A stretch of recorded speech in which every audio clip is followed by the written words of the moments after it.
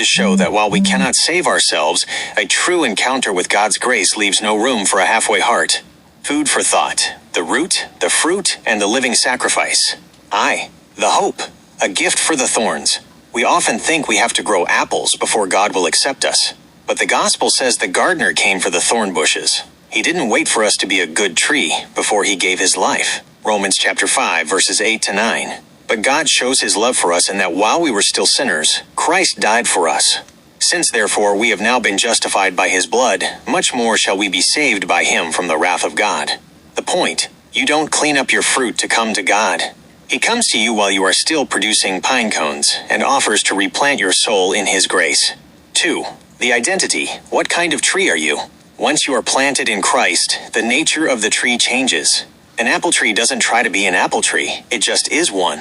If the Spirit is truly the root, the fruit will eventually follow. The identification: Galatians chapter 5, verses 19 to 23. The pine cones: works of the flesh. Enmity, strife, jealousy, fits of anger, rivalries, dissensions, divisions, envy, drunkenness. The apples: fruit of the Spirit. Love, joy, peace, patience, kindness, goodness, faithfulness, gentleness, self-control. The point: if someone tries to sell you an apple tree that is covered in pine cones, you know it's a fake. Works don't save you, but they identify who you belong to. 3. The deception: choosing the cliff. We often use our freedom to walk a path of our own desires, a path that leads straight to a cliff. Then, when we hit the bottom, we blame the one who warned us. James chapter 1, verses 14 to 15. We are lured away by our own desires, which give birth to sin, and sin leads to death. Proverbs chapter 19, verse 3.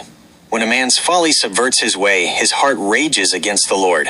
The point: don't sow the seeds of destruction and then act surprised by the harvest. Don't shake your fist at God for the consequences of a path you chose to walk. IV. The commitment: the living sacrifice.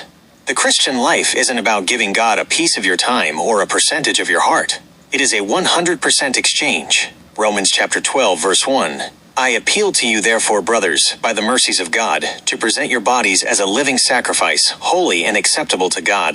The reality: a sacrifice that is roaming around the field isn't a sacrifice. For a sacrifice to be real, it has to stay on the altar. It has to die to its own will so it can live for the masters. You cannot have a halfway commitment and expect a whole-way transformation. V. The closing: the day of decision. The time to turn is now, while the gardener is still calling. Don't wait until the tree is cut down to decide which fruit you want to bear. 2 Corinthians chapter 6, verse 2. Behold, now is the favorable time. Behold, now is the day of salvation. Romans chapter 10, verses 9 to 10.